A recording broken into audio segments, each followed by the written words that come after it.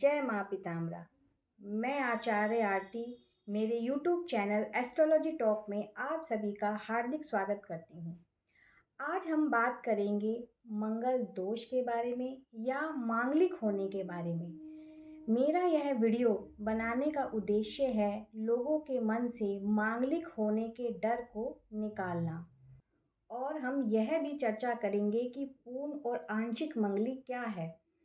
आजकल जब बच्चा पैदा होता है तो माता पिता का यह प्रश्न होता है कि बच्चा मंगली तो नहीं है, खास तौर पर जब कन्या का जन्म हो। बचपन से लेकर युवा तक मांगलिक होने का जातक पर कोई प्रभाव नहीं पड़ता। यह सिर्फ और सिर्फ विवाह के लिए ही देखा जाता है। जैसे कुंडली में अन्य योग बनते हैं, वैसे ही मंगल को लेकर यह मांगलिक योग बनता है। यह एक योग है, इसे एक योग की तरह ही देखना चाहिए, दोष की तरह नहीं देखना चाहिए। अब कुंडली में हम आपको समझाते हैं कि यह मांगलिक योग कैसे बनता है। जब जन्म कुंडली में पहले भाव, चौथे भाव, सातवें भाव, आठवें भाव और 12वें भाव में मंगल स्थित होता है तो जातक मंगली कहलाता है। यहाँ ध्यान रखिए, मैंने भाव बोले हैं, राशि नहीं। यहाँ आपकी कुंडली में कोई भी राशि हो सकती है। यह भाव की बात हो रही है क्योंकि यह कुंडली का पहला भाव है, दूसरा भाव है, तीसरा भाव, चौथा भाव, पांचवा भाव, छठा भाव, सातवां भाव, आठवां भाव, नौवां भाव, 10वां भाव, 11वां भाव और 12वां भाव। अब आपका यह प्रश्न उठेगा कि इन कुंडली में तो 12 भाव हैं, इन 5 भाव में ही क्यों मंगल स्थित होगा तो मंगली कहलाएगा? क्योंकि ये 5 भाव विवाह के भाव हैं। प्रथम भाव जातक खुद है, चतुर्थ भाव सुखों का भाव है, सप्तम भाव विवाह का मेन भाव है, अष्टम भाव विवाह की आयु का भाव है और द्वादश भाव शयन सुख यानी कि बेड सुख का भाव है। इसलिए इन 5 भाव में अगर मंगल होगा तो जातक मंगली कहलाएगा। अब मंगल ही क्यों लिया गया? और भी ग्रह हैं कुंडली में, उनको क्यों नहीं लिया गया? क्योंकि मंगल पति पत्नी के मेल, आकर्षण और उनके परिणाम का कारक है, इसलिए मंगल को यहाँ पर लिया गया। अब हम देखेंगे कि मंगल अगर यहाँ स्थित है तो कैसे विवाह को डिस्टर्ब करता है। मंगल की 3 दृष्टियां होती हैं, चौथी, 7वीं और 8वीं। अगर मंगल लगन में स्थित है तो उसकी चौथी दृष्टि, चौथी कैसे? 1, 2, 3, 4, चौथी दृष्टि हमारी चतुर्थ भाव पर पड़ेगी तो यहाँ पर वो सुखों में कमी लाएगी। मंगल की 7वीं दृष्टि सप्तम भाव पर पड़ेगी तो वहाँ पर विवाह के भाव को, विवाह को वो डिस्टर्ब करेगी।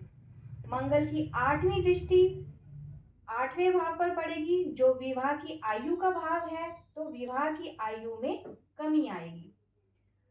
अब अगर चतुर्थ भाव में मंगल है तो उसकी चौथी दृष्टि सप्तम पर पड़ेगी, तब विवाह को डिस्टर्ब करेगी।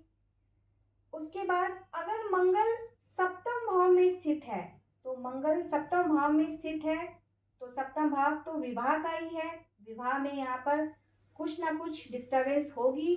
उसकी 7वीं दृष्टि लगन पर पड़ेगी तो जातक खुद भी परेशान रहेगा। अष्टम भाव में अगर मंगल है तो ये विवाह की आयु का भाव है, इसलिए विवाह की आयु में यहाँ पर कमी आएगी। और अगर द्वादश भाव में मंगल है तो द्वादश भाव में मंगल है तो उसकी अष्टम दृष्टि सप्तम भाव पर पड़ेगी, 8वीं दृष्टि, तो यहाँ पर विवाह को डिस्टर्ब करेगी। और द्वादश भाव में बैठा हुआ मंगल पति पत्नी के शारीरिक संबंधों में भी कमी लाएगा क्योंकि यह शयन सुख बेड सुख का भाव है। अब ये हमने आपको लग्न कुंडली से बताया है। जैसे लग्न कुंडली से देखना है, ऐसे ही हमें लग्न चंद्रमा चंद्र कुंडली से देखना है और शुक्र से देखना है। क्यों? क्योंकि शुक्र विवाह का कारक है। इन तीनों से देखने के बाद ही हम डिसाइड करेंगे कि जातक मंगली है या नहीं। खाली एक लग्न कुंडली से देखने से यह नहीं पता चलता कि जातक मंगली है या नहीं। तीनों से अगर होगा तो ही जातक मंगली कहलाएगा। अब ये तो हुआ जातक मंगली कैसे होगा। अब हम बताएंगे कि इसका परिहार कैसे होगा। हमने यहाँ तक समझ लिया कि मंगल अगर इन भाव में है तो जातक मंगली कहलाएगा। अब जहाँ समस्या है वहीं समाधान भी है। इन 5 भावों में अगर मंगल है तो जातक मंगली होता है। तो इन्हीं 5 भाव में अगर शनि, राहु या केतु, इनमें से कोई भी एक ग्रह इनके साथ आ जाए या इन्हीं घरों में, जरूरी नहीं है कि साथ में ही हो। अगर मंगल प्रथम भाव में है तो शनि चतुर्थ भाव में भी हो सकता है, सप्तम में भी हो सकता है, अष्टम में भी हो सकता है या द्वादश में भी हो सकता है। ऐसे ही राहु और केतु इन्हीं 5 भाव में अगर हो तो मंगल कट जाता है तो जातक मंगली नहीं कहलाता। पहले लोगों का यह मानना था कि मंगली होने से जातक की आयु पर प्रभाव पड़ेगा, लेकिन आधुनिक ज्योतिष में यह एक सेपरेशन के रूप में लिया गया है। अब ये सेपरेशन डिवोर्स हो सकता है या सगाई होकर टूट जाना, यह हो सकता है, या लव अफेयर हो, फिर किसी और से शादी हो, यह हो सकता है, या जॉब के कारण कि लड़के की जॉब किसी और शहर में है, लड़की की जॉब कहीं और है, तो उन दोनों को अलग रहना पड़ सकता है। सेपरेशन को नेगेटिव उसमें ना लेकर हम पॉजिटिव में भी ले सकते हैं। अब बात करते हैं आंशिक और पूर्ण मंगली की। आंशिक मंगली कुछ नहीं होता। मंगली अगर है तो है और नहीं है तो नहीं है।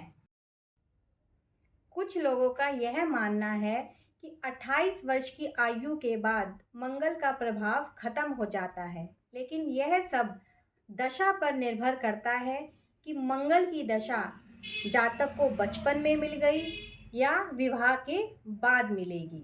मैंने आपको कुंडली में मंगली देखना बता दिया है। बस आप जातक के विवाह के समय सावधानी बरतें और किसी अच्छे एस्ट्रोलॉजर से कुंडली की डीप एनालिसिस करवाएं। जय मां पिताम्बरा।